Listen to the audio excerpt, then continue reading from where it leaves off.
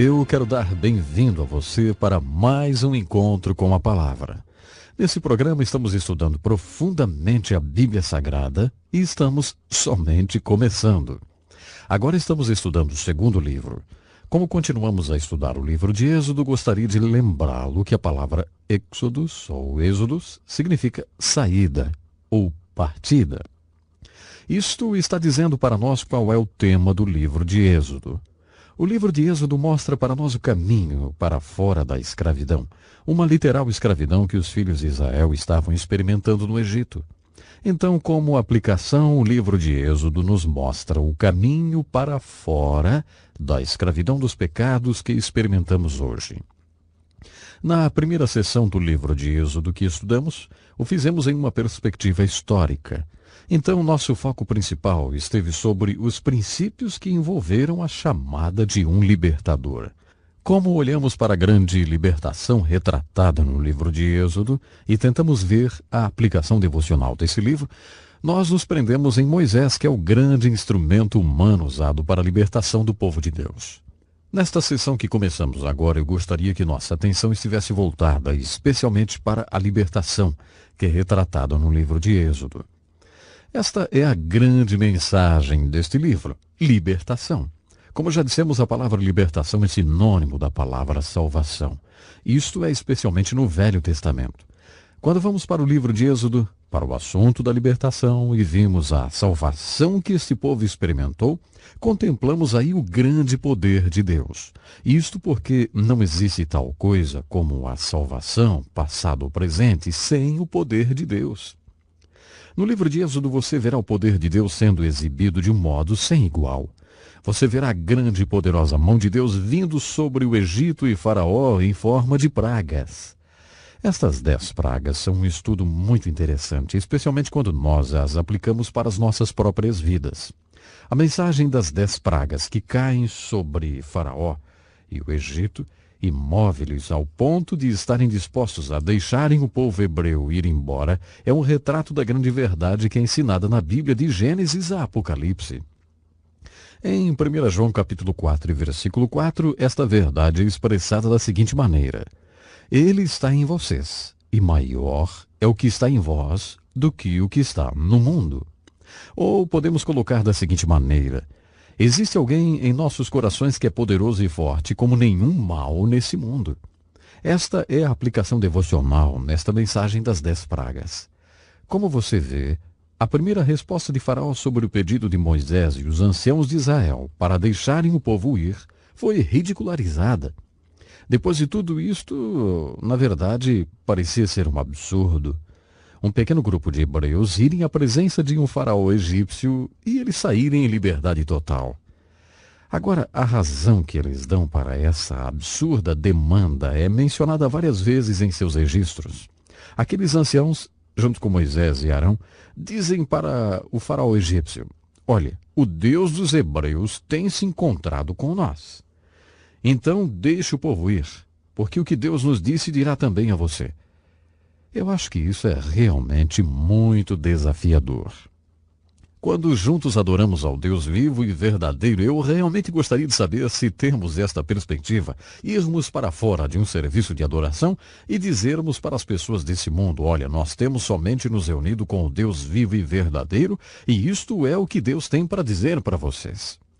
Eu penso que esta é uma excitante perspectiva. Esta foi a perspectiva com a qual Moisés e os anciãos se aproximaram de Faraó. E é claro, da primeira vez Faraó recusou. Isto é dito várias vezes nas Escrituras. Por exemplo, em Êxodo 7 e 13, também capítulo 4, versículo 21. Deus deliberadamente endureceu o coração de Faraó e desta forma teria uma oportunidade para demonstrar o seu grande poder através das pragas que viriam sobre Faraó. Este é um conceito muito interessante. Na verdade, um problema teológico para alguns e filosófico para outros. Um problema do mal. E de onde veio o mal, hein? Qual o contexto dentro das funções que existem nesse mundo? Se Deus é um bom Deus, por que ele permitiu o mal aqui? Se Deus é um poderoso Deus, por que é que ele permite o mal? Penso que você vê nesse conflito entre Moisés, os anciãos de Israel e Faraó uma grande luta sendo travada. E esse grande conflito entre o bem e o mal é também retratado em outro lugar na Bíblia. O livro de Jó mostra-nos este mesmo conflito da seguinte forma: Deus permite o mal para estar nesse mundo. É como o joalheiro que exibe os belos diamantes contrastando com o veludo preto. Deus permite o mal nesse mundo porque esse mal dá a Deus oportunidade para demonstrar o seu grande poder, amor, graça e, claro, misericórdia. Se o mal não estivesse aqui, Deus poderia não ter a oportunidade de demonstrar todas essas coisas. Isto é o que vemos perfilado nas Escrituras. O mal serve ao propósito de Deus. Deus, que é Deus, permite que o mal existe. Deus é toda sabedoria. Deus sabe tudo sobre o mal. Com Deus está todo o poder. Deus poderia fazer alguma coisa para que não existisse mais o mal, se Ele quisesse. O fato é que não podemos ir para outro caminho, a não ser que o mal existe no mundo pelo desejo permissivo de Deus. Por alguma razão, Deus permite o mal. E, analisando por esse caminho, concluímos que o mal glorifica a Deus. Aqui está uma ilustração de como o mal glorifica a Deus. Deus disse para Moisés: quando você for falar com Faraó, ele não deixará vocês partirem. Eu estarei endurecendo o coração de Faraó. E como resultado disso, ele estará completamente do lado oposto. Esta oposição dará a mim a oportunidade de demonstrar que sou o poderoso Deus, o único Deus na face da terra, que sou um Deus verdadeiro e vivo. Esta verdade é demonstrada quando as 10 pragas vêm sobre Faraó e o Egito. As pragas demonstram o poder de Deus para libertar. Através dessas pragas, Deus se inclinou sobre Faraó como um elefante e o foi sufocando, até Faraó finalmente deixar os filhos de Israel irem para a liberdade. No livro de Êxodo você pode também ver a grande verdade que poderíamos chamar de os princípios da libertação do poder do pecado e do mal. Existe um tremendo diálogo que acontece entre Moisés e Faraó nesta parte do livro de Êxodo. Como a Moisés somente interessa a libertação do povo de Deus e Faraó se recusa a deixá-los ir, as pragas estão vindo e são muito persuasivas. Então, pouco a pouco, Faraó começa a render-se para o poder de Deus. Muitas pessoas acreditam que Moisés é o retrato do nosso libertador Jesus Cristo e Faraó é um retrato de Satanás, que é a personificação do mal. Se entendermos a dinâmica do que está existindo entre Moisés e Faraó, podemos entender a dinâmica do que existe entre Jesus Cristo e Satanás hoje. Jesus Cristo vive e trabalha através das pessoas, e isso faz o inimigo também estar vivo e trabalhar através das pessoas.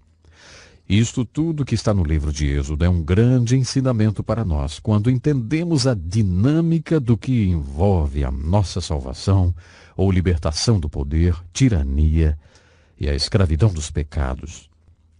Estas tentativas de Faraó para tentar fazer um acordo com Moisés mostram-nos as estratégias do mal hoje. O maior inimigo do melhor é o bem. Satanás não nos tenta para roubarmos um banco se Deus quer que sejamos um médico missionário, por exemplo. Ele nos tenta para sermos um médico aqui nesse país e ganharmos um bom dinheiro. Satanás oferecerá algumas coisas boas que não serão o melhor que Deus terá para nós. Ele tentará conseguir que façamos pequenos compromissos até que um dia percebamos que não estamos servindo e colocando Deus em primeiro lugar e, claro, nem cumprindo a sua vontade para a nossa vida.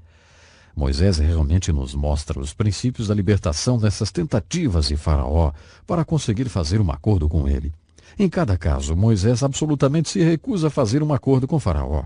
Eu gosto muito da maneira como Moisés coloca isso no capítulo 10, versos 24 até 26. Ele diz: nós iremos com nossos jovens e com nossos velhos, com nossos filhos e com nossas filhas, e com nosso gado e com nossas ovelhas. Moisés não fez nenhum acordo com Faraó. E desse modo, Moisés mostra-nos o primeiro princípio da libertação de nossos pecados. Qual é o primeiro princípio da libertação de nossos pecados? Em primeiro lugar, é conseguir não se envolver com o pecado.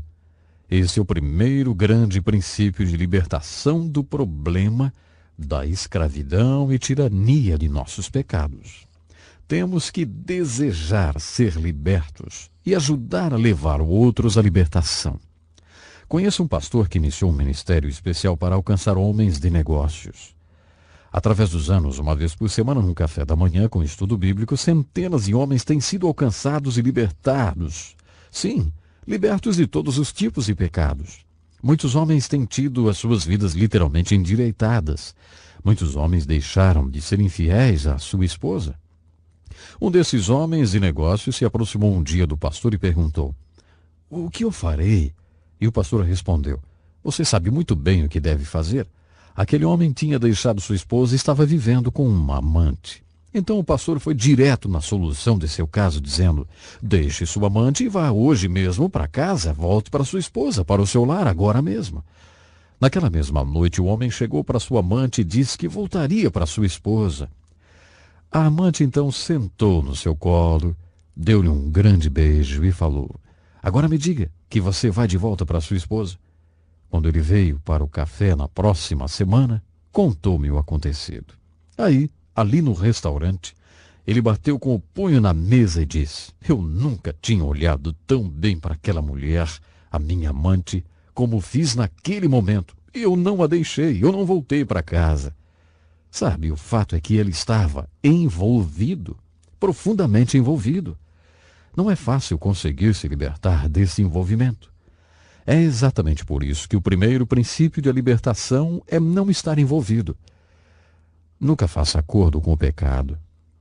Coexistir com o pecado é coexistir com um câncer. Então não faça acordo com o pecado. Isto é o que Moisés nos mostra quando olhamos para os princípios da libertação aqui no livro de Êxodo. Com isso concluímos o nosso estudo de hoje. No nosso próximo encontro eu continuarei a focalizar e a aplicar esses princípios da libertação que descobrimos no hostil diálogo entre Moisés e Faraó. Você encontrará, como eu tenho tido minha própria experiência pessoal, que estes princípios da libertação não são somente aplicados hoje, mas eles trabalham hoje como trabalharam por Moisés e os filhos de Israel há milhares de anos passados. Pense nisso e até o nosso próximo encontro. Este é um estudo escrito pelo Dr. Dick Woodward, na voz do pastor Edson Bruno.